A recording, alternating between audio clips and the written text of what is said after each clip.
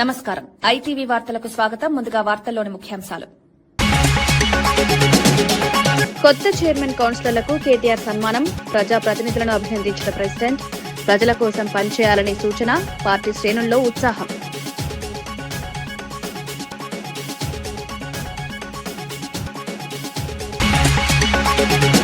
అమరావతిపై జగన్ పై AB Venkateswararao ఆరోపణలు. చంద్రబాబుకు కిరీట్ తాకూడదని కుట్ర జరుగుతోందని వ్యాఖ్య.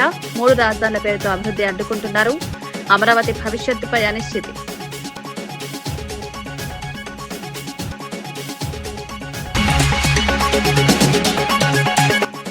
యోగా ప్రాముఖ్యతపై తలసాని సూచనలు.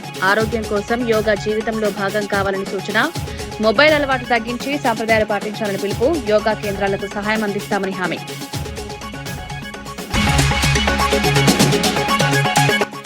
అమరావతిపై కాకాని పూజిత చంద్రబాబు విమర్శలు. అమరావతికి వ్యతిరేకం కాదని వ్యాఖ్య. మావిగన్పై చర్చ. అమరావతి పేరుతో అవినీతి జరుగుతోందని ఆరోపణ.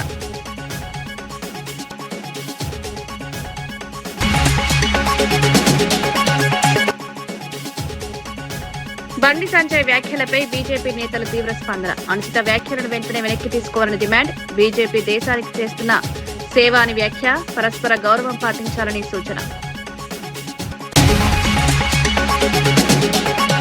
భువనగిరి ఎంపీ చామల కిరణ్ కుమార్ రెడ్డి జీవన్ పార్టీ మార్పుపై తీవ్రంగా స్పందించారు. కాంగ్రెస్ పార్టీ జీవన్ రెడ్డికి ఎంతో గౌరవం ఇచ్చిందన్నారు. 14B ఫారాలు మున్సిపల్ ఎన్నికల్లో 20 స్థానాలు ఇచ్చామని గుర్తు చేశారు. జగిత్యాల డీసీపీ అధ్యక్ష పదవిని కూడా ఆయన వర్గానికే కేటాయించామన్నారు. ఇంత గౌరవం ఇచ్చిన పార్టీపై అసత్య ఆరోపణలు చేయడం తగదన్నారు. బీఆర్ఎస్ అవమానాల పార్టీగా మారిందని విమర్శించారు. కేటీఆర్ రాజకీయ లాభం కోసం జగిత్యాలకు వెళ్లారన్నారు. జీవన్ రెడ్డి కేసీఆర్ ను కలవడం ప్రజలకు ఆశ్చర్యకరంగా ఉందన్నారు.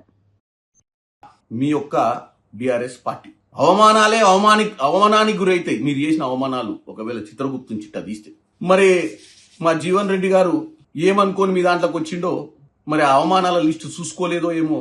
ఇవాళ మీ ఫామ్ హౌస్ కి నిన్న పోయి పెద్ద మనిషికి మీ నాయనకి చెప్తుండు, దేవుడే నన్ను పంపించిండన్నా మీ పార్టీలో పనిచేయమని. నేను ఒక్కటే చెప్తున్నా, జీవన్ రెడ్డి గారు కాంగ్రెస్ పార్టీ 14 సార్లు బీఫామ్ ఇచ్చింది మీకు. కాంగ్రెస్ పార్టీలో మీరు ఈ రోజు ఉన్న పరిస్థితిలో కూడా మిమ్మల్ని పెద్ద మనిషి లెక్క ఉండాలని మన 50 ఉంటే 20 బీఫాములు మీకు ఇచ్చింది లోకల్ బాడీ, ఏది మున్సిపల్ లా. డీసీసీ అధ్యక్షులు నీ మనిషికే ఇచ్చింది.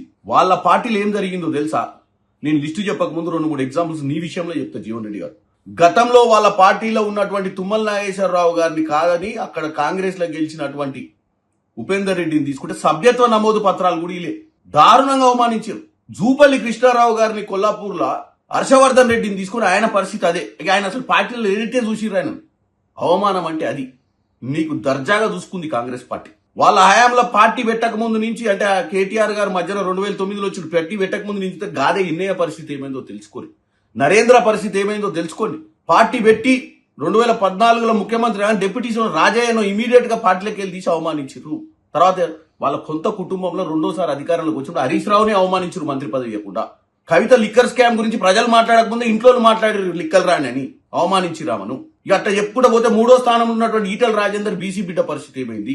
ఇదే పొంగులేటి శ్రీనివాస్ రెడ్డి గారు, ఇదే తుమ్మల నాగేశ్వరరావు గారు, ఇదే జూపల్లి కృష్ణారావు గారు, ఇట్లా చెప్పుకుంటూ పోతే ఆ పార్టీల అవమానాలకు గురైన సంఖ్య 20-30 మంది పెద్ద లీడర్లు ఉంటారు. వాళ్ళే కాక చెప్పుకోలేక అంతర్మదనం పడి గేట్ కాడ పోయి అపాయింట్మెంట్ లేక తిరిగి వచ్చిన వాళ్ళు ఇంకెంతమంది ఉర్రో కూడా తెలియదు. ఇలా ఆయన పోయి మాజీ మంత్రి గుడివాడ అమర్నాథ్ సీఎం చంద్రబాబు నాయుడుపై తీవ్ర విమర్శలు చేశారు. ప్రజలు 4వసారి మోసపోయారని ఆరోపించారు. ఎన్నికల హామీలను అమలు చేయకుండా టీడీపీ ప్రభుత్వం రాష్ట్ర భవిష్యత్తును ప్రమాదంలోకి నెట్టిందన్నారు. ముఖ్యంగా విశాఖ రైల్వే జోన్ సాధనలో ప్రభుత్వం విఫలమైందని విమర్శించారు. 5 దశాబ్దాల డిమాండ్ను వైసీపీ పోరాటంతో సాధించామన్నారు. అయితే ఇప్పుడు ఆ జోన్ అమలు విషయంలో నిర్లక్ష్యం వహిస్తున్నారని మండిపడ్డారు. ఉత్తరాంధ్ర అభివృద్ధిని పట్టించుకోవడం లేదన్నారు. ప్రజల ఆశలను వమ్ము చేస్తున్నారని ఆరోపించారు. షర్మిలమ్మ గారు ఏంటంటే చంద్రబాబు నాయుడు గారి గూట్లో చిలకైపోయారు. కాంగ్రెస్ పార్టీ భావ సారూప్యత విధానాలు కాదు ఆవిడవి. షర్మిలమ్మ గారివి బాబు సారూప్యత విధానాలు ఇక్కడంతా. అంటే బాబు గారు ఏమనుకుంటే చంద్రబాబు నాయుడు గారు ఏం చెప్తే చివరికి అన్న మీద విమర్శ చేయడానికి కూడా వెనకాడినటువంటి పరిస్థితుల్లో వారు ఉన్నారు. దానికి మేము బాధపడగలం. తిరిగి వారికి సమాధానం చెప్పాలని తప్ప వారే తెలుసుకోవాలి. అంటే కనీసం మనం చేస్తున్నటువంటి విమర్శ కరెక్టా కాదా, మనం చేస్తున్నటువంటిది మాట్లాడేటువంటి మాట నిజమా కాదా, చంద్రబాబు నాయుడు గారి ఇంటి నుంచి స్క్రిప్ట్ వస్తుంది, వారు మాట్లాడతారు. ఎప్పుడైతే చంద్రబాబు నాయుడు గారికి రాజకీయంగా ఇబ్బంది ఉంటుందో, ఇబ్బంది ఉన్నప్పుడల్లా షర్మిలమ్మ గారు బయటకు వస్తారు. సో దయచేసి అది మానుకోమని చెప్పి, రాజశేఖర రెడ్డి గారి బిడ్డగా ఆ విశ్వసనీయతని కాపాడుకోమని చెప్పి వైఎస్ఆర్ కాంగ్రెస్ పార్టీ నాయకత్వం తరపున, మా కార్యకర్తల తరపున వారికి ఒక సలహాగా ఈ సందర్భంగా తెలియజేస్తాం. మంత్రి పొన్నం ప్రభాకర్ సిద్దిపేట జిల్లా కూచనపల్లిలో పర్యటించారు. 21.3 లక్షలతో మర్రి పంపు చెక్ డ్యాం ఫీడర్ ఛానల్ పనులకు శంకుస్థాపన చేశారు. హుస్నాబాద్ నియోజకవర్గ అభివృద్ధికి కట్టుబడి ఉన్నామన్నారు. ఇండస్ట్రియల్ కారిడార్ 4 లైన్ రోడ్ల నిర్మాణం చేపడతామని ప్రకటించారు. నియోజకవర్గాన్ని ఆదర్శంగా తీర్చిదిద్దుతామన్నారు. చిగురు మామిడిలో తెలంగాణ మోడల్ స్కూల్ స్థలాన్ని పరిశీలించారు. విద్య, ఉపాధి అవకాశాలను పెంచేందుకు చర్యలు తీసుకుంటామన్నారు. స్థానిక ప్రజలు కార్యక్రమానికి హాజరై మంత్రి నిర్ణయాలను స్వాగతించారు. అభివృద్ధి పనులు వేగంగా పూర్తి చేయాలని కోరారు. ఇది కాక కూడా పనిముట్ల పంపిణీ కూడా హుస్నాబాద్ లో ఉంది. వివిధ జరుగుతున్న అభివృద్ధి కార్యక్రమాలను పర్యవేక్షిస్తూనే కొత్త కార్యక్రమాలను ఇంకా వేగవంతంగా చేయడానికి, జరుగుతున్న పనులు వేగవంతంగా చేయడానికి కొత్తవి కూడా శాంక్షన్ చేసుకున్నట్టుగా న్యాక్ సెంటర్ శాంక్షన్ చేసుకున్నాం. అదేవిధంగా న్యాక్ సెంటర్ లో కూచనపల్లి ఏరియా లోపల వస్తుంది. ఆలపల్లి శివారు లోపల ప్రజలకు ఉపయోగపడే విధంగా ఇక్కడ పని విధానంతో వాళ్ళందరూ కూడా ట్రైనింగ్ ఇచ్చి ఉపాధి అవకాశాలు మెరుగుపరిచేటువంటి ప్రయత్నం. శేరిలింగంపల్లి పాపిరెడ్డి కాలనీలో ఫంక్షన్ హాల్ దుస్థితిపై బీఆర్ఎస్ నాయకులు ఆగ్రహం వ్యక్తం చేశారు.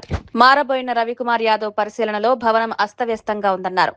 సీలింగ్ పెచ్చులు ఊడిపోతున్నాయని, కరెంటు సౌకర్యాలు సరిగా లేవన్నారు.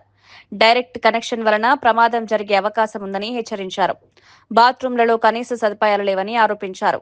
స్థానిక కార్పొరేటర్, ఎమ్మెల్యే ప్రజల అవసరాలను పట్టించుకోవడం లేదన్నారు. మధ్యతరగతి కుటుంబాలకు ఈ హాల్ అవసరం ఉందని చెప్పారు.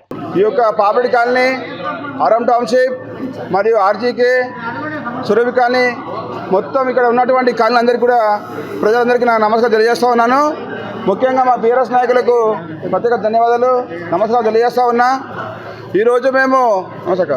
ఈరోజు మేము పాపిరెడ్డి కాలనీ మల్టీపర్పస్ ఫంక్షన్ హాల్కి సందర్శించాం.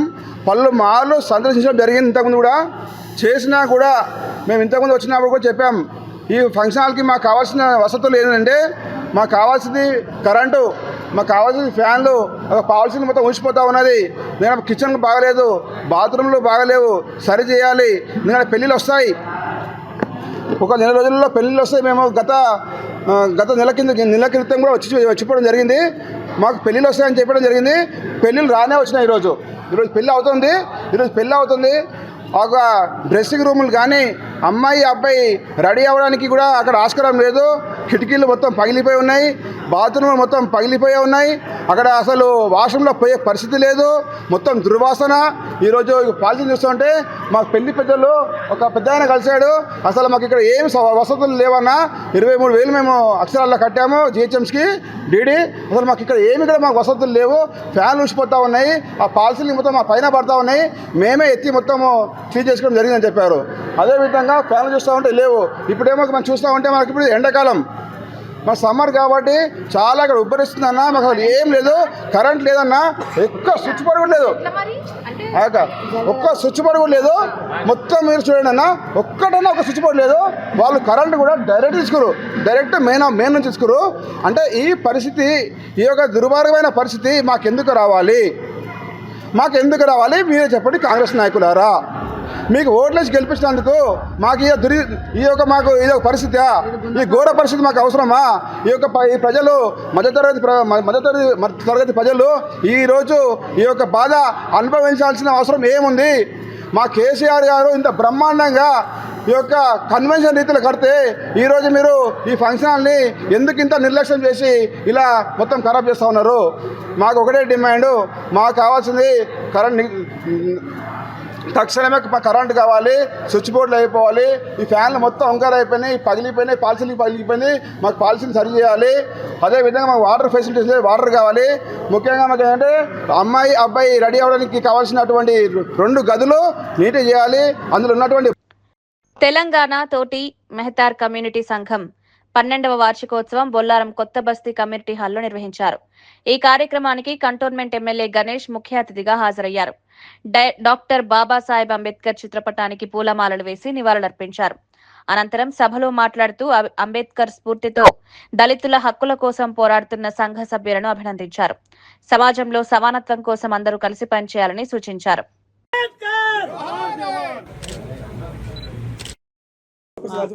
Please please please please no Rajanna గారికి, రవిప్రసాద్ గారికి, రామ్ ప్రసాద్ గారికి, గణేష్ అన్న గారికి, సురేష్ అన్న గారికి, గోవింద్ అన్న గారికి, రవీందర్ అన్న గారికి, రాకేష్ గారికి, ఎవరికా మీరు గణేష్ భాయ్, శ్యామ్ భాయ్, తాడ్బన్ సాయన అన్న తమ్ముళ్ళందరికీ హృదయపూర్వకంగా జై భీమ్. అందరికీ శుభాకాంక్షలు. ఈరోజు ఇంత స్వేచ్ఛగా సంతోషంగా మీరు నన్ను ప్రశ్నిస్తురన్నా కూడా అంబేద్కర్ గారే. బాబాసాహెబ్ అంబేద్కర్ హక్కులు ఇవ్వకుంటే మీరు అడిగేవాళ్ళు కాదు, ఒకటి అధికారులతో చెలామనేది సిస్టంలో ఎవరో పనిచేసేది. కానీ ఈరోజు బాబాసాహెబ్ అంబేద్కర్ గారు ఏదైతే రాజ్యాంగం రచించారో ఆ రాజ్యాంగం మన దేశమే కాకుండా ప్రపంచంలో అనేక దేశస్తులు కూడా వచ్చి ఇది చాలా మంచి రాజ్యాంగం అని దీని గురించి చదివినరు. వారి రాజ్యాంగం రచించడానికి ఎన్ని సంవత్సరాలు కష్టపడ్డారు, వారి కళ్ళు సైతం పోయింది. చివరి దినంలో ఆయన కన్ను కూడా చూపు లేకుండా అయింది. ఎందుకంటే వారు అంత కష్టపడి దాని మీద రాసిర్రు. ఎన్ని లోపాలు ఉన్నాయి ఈ దేశంలో, ఇవన్నీ తొలగిపోయి సమానత్వం రావాలి, అందరికీ మేలు జరగాలి, అన్ని వర్గాలు బాగున్నప్పుడే సంపూర్ణమైన భారతదేశం డెవలప్మెంట్ అవుతా అని ఒక ఆలోచనతో రిజర్వేషన్లు ఇవ్వడం. మన అమరన్న చాలాసేపు నన్ను కూర్చోబెట్టి చాలా బ్రెయిన్ వాష్ చేసిండు. ఆ రోజు కూడా అనుకున్నా వీళ్ళ బాధ వీళ్ళ ఆవేదన నాకు అర్థమైంది. మా సంఘానికి ఒకటే ఒక కమ్యూనిటీ హాల్ ఉంది, ఆ కమ్యూనిటీ హాల్ కూడా సగంలోనే ఆగిపోయింది, కంప్లీట్ కాలే. దీనికి ఒక కాంపౌండ్ వాల్ లేదు. మేమేమైనా ఈవెంట్స్ చేసుకోవాలన్నా, మేమేమైనా ఫంక్షన్స్ చేసుకోవాలన్నా మేము ఇది ఒక్కటే దిక్కై ఉంది, దీనికి డబ్బులు కేటాయించాలి, గతంలో చేయలే అంటే ఇప్పుడు గతం గురించి నేను పోదలుచుకోలేను. ఇక్కడ ప్రతిదానికి మీరందరూ కూడా నేను నిరాహార దీక్ష చేసినప్పుడు అమరన్న, నరసింహన్, కదీర్ అన్న, వేణుగోపాల్ రెడ్డి అని ఇక్కడ ఉన్న వాళ్ళందరూ వచ్చిర్రు. ఏమని కంటోన్మెంట్ బోర్డుని మెర్జర్ చేయాలి, మల్కాజ్గిరి. బీజేపీ నేతలపై సనాతన ధర్మంపై అనుచిత వ్యాఖ్యలు చేసిన బీఆర్ఎస్ నాయకుడు నిరుగొండ జగదీష్ గౌడ్ పై బీజేపీ నేతలు తీవ్రంగా స్పందించారు. వెంటనే వ్యాఖ్యలను వెనక్కి తీసుకోవాలని డిమాండ్ చేశారు. బీజేపీ ప్రపంచంలోనే అతిపెద్ద పార్టీగా దేశానికి సేవ చేస్తోందన్నారు. బండి సంజయ్ గురించి మాట్లాడే అర్హత బీఆర్ఎస్ నేతలకు లేదన్నారు. ప్రజలు మిమ్మల్ని అధికారం నుంచి దించారని వ్యాఖ్యానించారు. డబ్బులు ఖర్చు చేసి పండుగలు జరిపితే గొప్ప హిందువులు కాదన్నారు. పరస్పరం గౌరవం పాటించాలని సూచించారు. మీరు సాయంత్రం అయితే మందు తాగుతుందని తెలిసి నాకు, కానీ ఆ రోజు మీరు ప్రెస్ మీట్ ఇచ్చే ముందు కూడా మందు తాగిరని చెప్పేసి మీ మాటలలో తెలుస్తుంది. ఇదేనా సంస్కారం? ఇదేనా సభ్యత? ఇక్కడున్న మల్కాజ్గిరి ఎమ్మెల్యే మర్రి రాజశేఖర రెడ్డి గారు మీ కార్యకర్తలను ఇదే విధంగానా మీరు, ఈ విధంగానా మీరు, ఏ విధంగా మీరు నేర్పిస్తున్నారు? సిగ్గుపడాలి. ఈరోజు పార్టీలకు అతీతంగా కదా మీ మీద దాడి జరుగుతున్నప్పుడు ఇక్కడ ఉన్న ప్రజలందరూ సంఘీభావం వ్యక్తం చేశారు. మీకు నిన్నగాక మొన్న పోయి జరిగిన దాడిలో కూడా పార్టీలను పక్కన పెట్టినాము, మల్కాజ్గిరి స్థానికుడి పైన దాడి జరిగిందని చెప్పేసి మర్చిపోయినావా? భారతీయ జనతా పార్టీ నాయకులు దొంగల. దేనికి దొంగలు? పండుగలు చేస్తే మల్కాజ్గిరిలో మీ తప్ప ఎవరు చేయడా? అంటే మీ సొంత ఖర్చులు పెట్టుకొని మీ ఫ్లెక్సీలు వేసుకుంటే ఇక మీరు పండుగలు చేసుకున్నట్టే, లేకపోతే మల్కాజ్గిరిలో పండుగలు అనేదే జరిగాయా?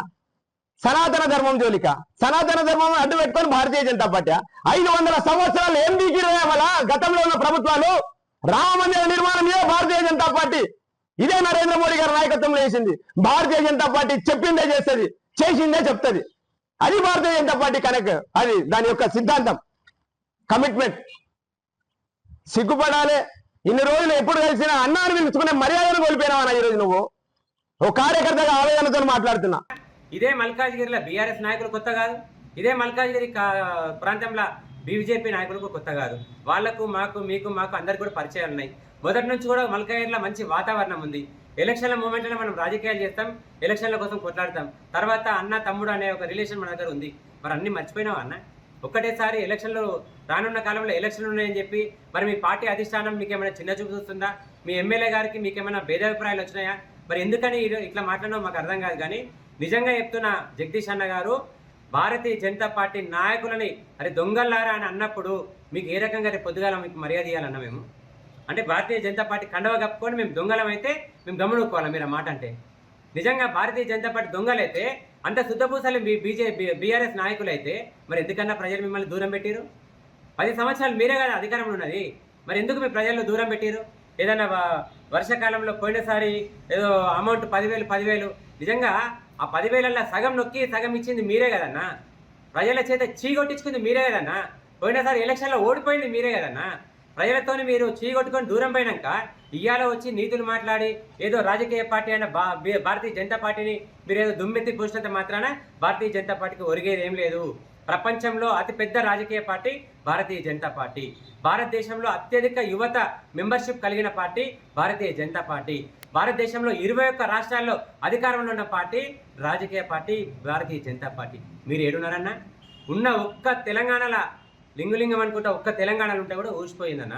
ప్రజలు మిమ్మల్ని ఫామ్ హౌస్కి పరిమితం చేసేది. మీరు తెలంగాణలో ఏం పీక్ పడేయలేక ఢిల్లీలో పోయి ఏదో పీక్ పడేద్దాం అనుకున్నారు. మీరు మిమ్మల్ని ఫామ్ హౌస్కి పరిమితం చేసేది. ఈ దొంగలు తెలంగాణలో ఏం చేయలేరు. తెలంగాణ అప్పుడు కుప్పలు చేసి ఇవాళ ప్రజల మీద భారం పెట్టారు. వీళ్ళు భారతదేశం దగ్గరికి పోతే మొత్తం దేశాన్ని అన్యాయం చేస్తారని చెప్పి ప్రజలు మీ గురించి తెలుసుకొని ముందే మిమ్మల్ని దూరం పెట్టారు. అటువంటి పార్టీ అన్న మీది. మీరు ఏ పార్టీలో ఉన్నారో ముందు మీరు తెలుసుకోండి. మీ పార్టీలో ఏది మీ సిద్ధాంతాలు మీరు తెలుసుకోండి. సిద్ధాంతపరంగా హిందూ ధర్మం కోసం, దేశం కోసం, సమాజం కోసం పనిచేసే భారతీయ జనతా పార్టీ కార్యకర్తలే నాయకులు పట్టుకొని మీరు దొంగలారా, అరే తురే, కబర్దార్ ఎవరినన్నా నువ్వు బెదిరిస్తున్నావు. నువ్వు మల్కాజిగిరి ప్రాంతంలో నువ్వు మాకు పెద్దను ఉండొచ్చు, అంతేగాని పార్టీ కన్నా పెద్ద నువ్వు కాదన్నా. మా పార్టీ నాయకుల కన్నా పెద్ద నువ్వు కాదు. బండి సంజయ్ గారిని మీరు విమర్శిస్తారన్న. మీరు బండి సంజయ్ గారి గురించి ఒక్కసారి ఫామ్ హౌస్లో అనుకున్న మీ కేసీఆర్ని లేపడగండి. మా బండి సంజయ్ గురించి ఉలిక్కి పడతాడు. గద్దెలు దించింది ఎవరైతే శవాల కుప్పల మీదకి వెళ్ళిపోయి గద్దెనెక్కిండో మీ కేసీఆర్, మొత్తం మా బండి సంజయ్ గారి నాయకత్వంలో గద్దెని ఇట్లా కదిలించిండన్న. ఫామ్ హౌస్కి పరిమితం చేసింది మా బండి సంజయ్ గారు. ఆయన గురించి మాట్లాడే అర్హత మీకు ఎక్కడన్నా? మీకు ఎక్కడిది మీకు అర్హత? మీ స్థాయి ఏంది? మీ మల్కాజ్గిరి కమిషనరేట్ పరిధిలో పోలీసులు కీలక గ్యాంగ్ ను అరెస్ట్ చేశారు. డీసీపీ శ్రీధర్ మీడియా సమావేశంలో వివరాలు వెల్లడించారు. గే యాప్ ద్వారా పరిచయం చేసుకుని బాధితులను టార్గెట్ చేసి దోపిడీలు చేస్తున్నారని తెలిపారు. బాధితుడిపై దాడి చేసి బంగారం, కార్, ఫోన్లు దోచుకున్నారన్నారు. 4 రోజుల్లో కేసును ఛేదించి 6గురిని అరెస్ట్ చేశారు. మరొక నిందితుడు పరారీలో ఉన్నారు. నిందితులు గతంలో పలు ప్రాంతాల్లో కూడా దొంగతనాలు చేసినట్లు వెల్లడించారు. యువత సోషల్ మీడియా యాప్ల విషయంలో జాగ్రత్తగా ఉండాలని సూచించారు. ఈ ఘటనతో పోలీసుల అప్రమత్తత మరోసారి స్పష్టమైంది. సేమ్ జెండర్ కి సంబంధించిన ఫిజికల్ రిలేషన్ కోరుకునే వ్యక్తులను ఐడెంటిఫై చేయడం జరుగుతుంది. వాళ్ళు ఆ యాప్లోకి వెళ్ళి వాళ్ళు ఎవరైతే ఈ రిలేషన్ కొరకు సెర్చ్ చేస్తున్నారో వాళ్ళని గుర్తించి వాళ్ళతో పరిచయం పెంచుకుంటారు.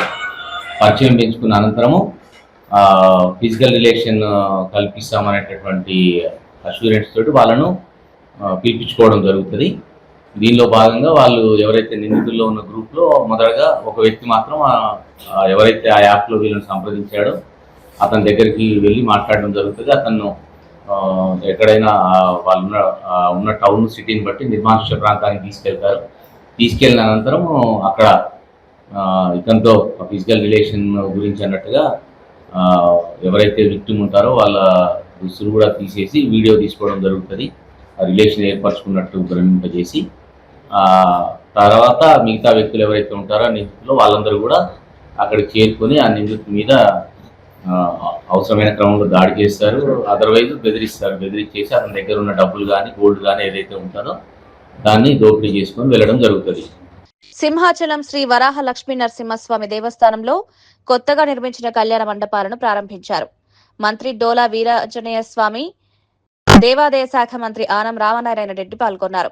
జనసేన నేత ఎమ్మెల్యే పంచకల రమేష్ బాబు, ఎమ్మెల్యే విష్ణుకుమార్ రాజు తదితరులు హాజరయ్యారు.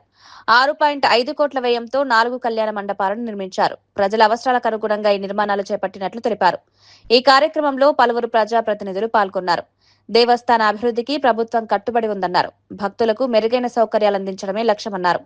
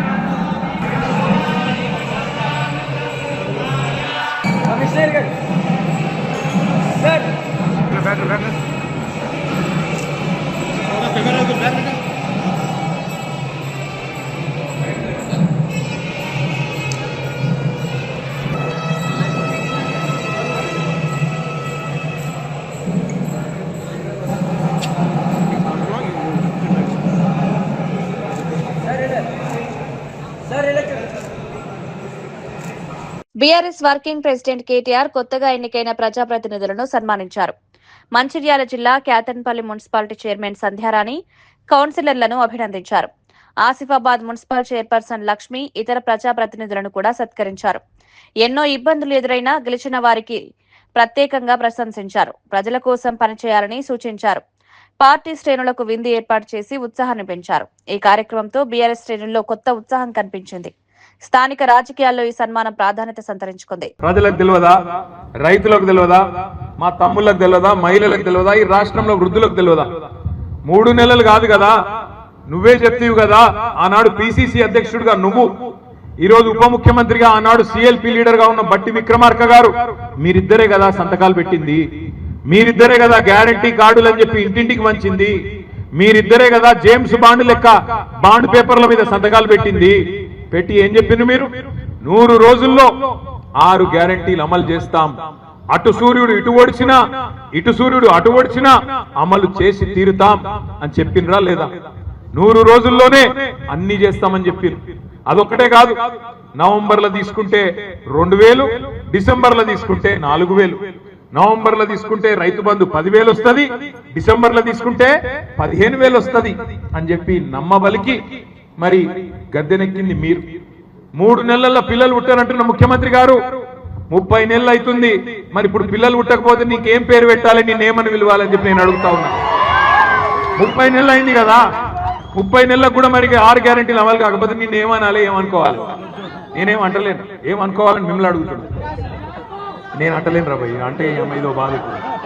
ఈ మధ్యన నేను ఆయన తిరిగితే కూడా మా సుమన్కే నచ్చలేదు. నువ్వు తిట్టకన్నా మేము తిడతాం కదా అంటూ. అంటే ఏమైందంటే ఇలా రాష్ట్రంలో ఎంత గలీజ్ రాజకీయం అయిపోయిందంటే, ముఖ్యమంత్రి లెక్క లేడు, మంత్రి లెక్క లేడు, ఎమ్మెల్యేలు లెక్క లేరు. మొత్తం ఒకటే దుకాణం తెరుచుకొని కూర్చున్నారు. ఎక్కడోడు అక్కడ, ఎక్కడ దోచుకో స్కీమ్ నడుస్తాను. దాచుకో ఇక్కడ దోచుకోవాలి. మొత్తంగా ఎక్కడ ఏది దొరికితే దాన్ని దోచుకోవాలి, తీసుకుపోయి దాచుకోవాలి. ఎంత సిగ్గుచేటంటే దోచుకోని ఉత్తగానే అంటలేను నేను. ఇవాళ ముఖ్యమంత్రి గారి కుటుంబం మాజీ మంత్రి తలసాని శ్రీనివాస్ యాదవ్ సనత్ నగర్ హనుమాన్ దేవాలయంలో జరిగిన యోగా కార్యక్రమంలో పాల్గొన్నారు. యోగా చేయడం వల్ల ఆరోగ్యం మెరుగుపడమే కాకుండా ఆయుష్ పెరుగుతుందని తెలిపారు. నిత్య జీవితంలో యోగా భాగం కావాలని సూచించారు. యువత మొబైల్ ఫోన్లు, వెస్టర్న్ కల్చర్ కు అలవాటు పడుతున్నారని ఆవేదన వ్యక్తం చేశారు. సాంప్రదాయాలను మర్చిపోకూడదన్నారు. యోగా సెంటర్లకు అవసరమైన సహాయం అందిస్తామని హామీ ఇచ్చారు. ఆరోగ్యకరమైన జీవనశైలికి యోగా కీలకమని చెప్పారు. ఈ కార్యక్రమంలో పలువురు పాల్గొన్నారు. పరిరక్షించుకోవడమే కాకుండా ఇతరులు కూడా ఆదర్శంగా నిలబడాలనేటువంటి సంకల్పంతో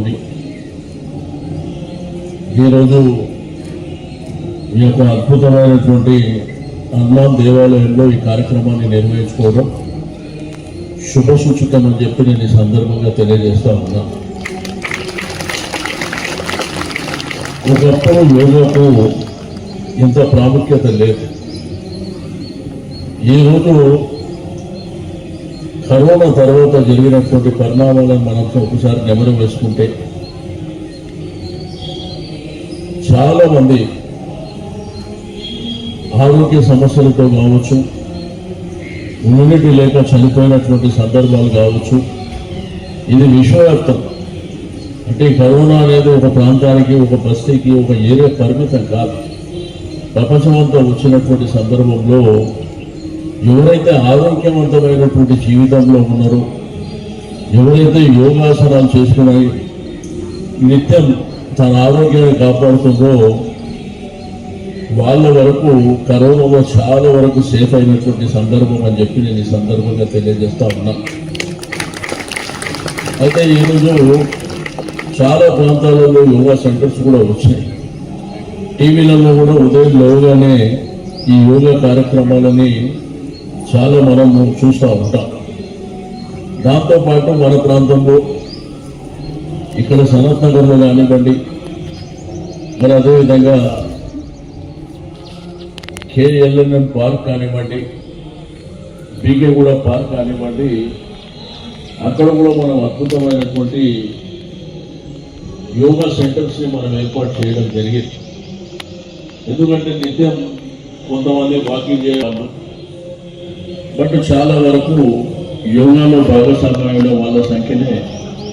ఎందుకంటే ఫిట్నెస్ అనేది చాలా ప్రధానమైనటువంటి మహిళలకైనా పురుషులకైనా ఉద్యోగంలో ఉన్నటువంటి పెద్దలకైనా కానీ. అంటే యోగా చేయడం వల్ల మన ఆయుష్ ఇంకొక 10 సంవత్సరాలు పెరిగేటువంటి అవకాశం ఉంది. దాన్ని ఇప్పటి జనరేషన్ కూడా పాటిస్తే చాలా బాగుంటుంది. ఎందుకంటే చాలా వరకు సీనియర్ సిటిజన్స్ కావచ్చు, మరి ఒక వయసు 45 నుంచి ఒక 60 సంవత్సరాల వయసు వాళ్ళు కావచ్చు, ఇవన్నీ పాటిస్తాం. బట్ ఇప్పుడు ఉన్నటువంటి యంగర్ జనరేషన్ మాత్రం యోగా వైపు వస్తలేదు. కొంత పర్సెంటేజ్ వరకే వస్తుంది. రిక్వెస్ట్లో మేము కొంత వాళ్ళ ఈ యొక్క యోగా వైపు మరలించేటువంటి కార్యక్రమాన్ని కూడా మనం తీసుకుంటే బాగుంటుంది. ఎందుకంటే కల్చర్ మారింది. ఈ రోజు ఏంటంటే మన రాష్ట్రమే కాదు దేశంలో కల్చర్ మారిపోయింది. ఎక్కువ వెస్టర్న్ కల్చర్కి అలవాటు పడేటువంటి సందర్భాలు మన హిందూ సాంప్రదాయాల ప్రకారం మనకున్న. ఏబి వెంకటేశ్వరరావు వైసీపీపై తీవ్ర విమర్శలు చేశారు. అమరావతిపై జగన్ కక్ష సాధిస్తున్నారని ఆరోపించారు. చంద్రబాబుకు క్రెడిట్ రాకూడదనే ఉద్దేశంతో 3 ముక్కలాట ఆడుతున్నారని విమర్శించారు. అమరావతిని నాశనం చేయాలనే కుట్ర జరుగుతోందన్నారు. ఎన్జీటీ నుంచి వరల్డ్ బ్యాంక్ వరకు ఫిర్యాదులు చేశారని ఆరోపించారు. వాళ్ళ పని అప్పుడుతో అయిపోయింది. రాజధాని పెట్టే బాధ్యత దాదాపుగా కొత్త ప్రభుత్వం మీదే పడింది. శివరామకృష్ణ కమిషన్ చెప్పింది. అసలు ఇవాళ పెద్దగా దాన్ని మనం లెక్కలోకి తీసుకోవాల్సిన పని లేదు. సరే, అక్టోబర్లో జరిగినటువంటి తీర్మానం టైంలో జగన్మోహన్ రెడ్డి గారు ఆయన చెప్పింది ఏంటంటే, మేము విజయవాడ ప్రాంతాల్లో రాజధాని పెట్టడానికి మాకు అభ్యంతరం ఏమీ లేదు, కానీ రాజధాని అనేది ఏదో చిన్నగా కడితే కాదు, కనీసం 30-40 వేల ఎకరాలు కావాలి అని చెప్పి ఆయన స్వయాన ఆయన నోటితో అన్నదే. అసెంబ్లీలో రికార్డు ఉంది. మనం ఏం కల్పించి చెప్తాంది కాదు. ఇది కొత్తగా ఎత్తుక్కుంటున్నారు కారణాలు. 2 లక్షల కోట్లు అవుద్ది, అదిగో కాంట్రాక్ట్ ఆడికిచ్చారు, ఈడికిచ్చారు. కారణాలు వెతుక్కుంటున్నారు, సాకులు వెతుక్కుంటున్నారు.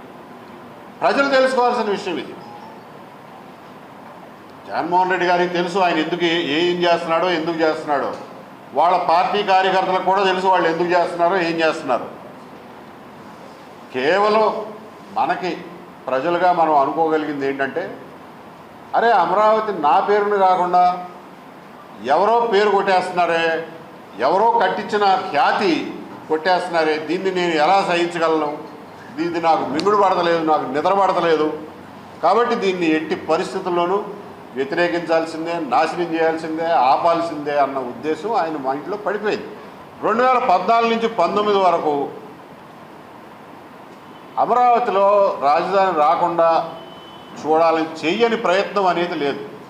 ఎన్ని ప్రయత్నాలు ఉంటే అన్ని ప్రయత్నాలు చేశారు. వార్తలు ముగించే ముందు ముఖ్యాంశాలు మరోసారి.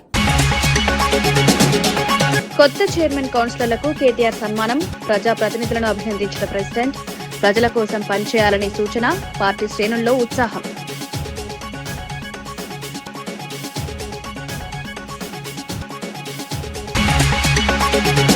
అమరావతిపై జగన్ పై ఏబి వెంకటేశ్వరరావు ఆరోపణలు. చంద్రబాబుకు క్రెడిట్ రాకూడదనే కుట్ర జరుగుతోందని వ్యాఖ్య. 3 రాజధానుల పేరుతో అభివృద్ధి అడ్డుకుంటున్నారు. అమరావతి భవిష్యత్తుపై అనిశ్చితి.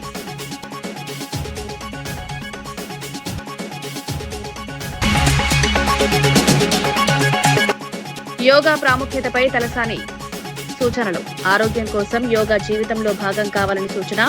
మొబైల్ అలవాటు తగ్గించి సంప్రదాయాలు పాటించాలని పిలుపు. యోగా కేంద్రాలకు సహాయం అందిస్తామని హామీ.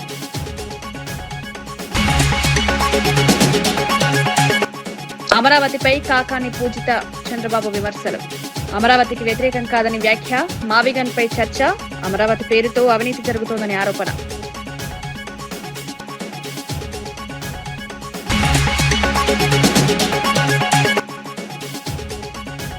బండి సంజయ్ వ్యాఖ్యలపై బీజేపీ నేతల తీవ్ర స్పందన. అనుచిత వ్యాఖ్యలను వెంటనే వెనక్కి తీసుకోవాలని డిమాండ్. బీజేపీ దేశానికి చేస్తున్న సేవ అని వ్యాఖ్య. పరస్పర గౌరవం పాటించాలని సూచన.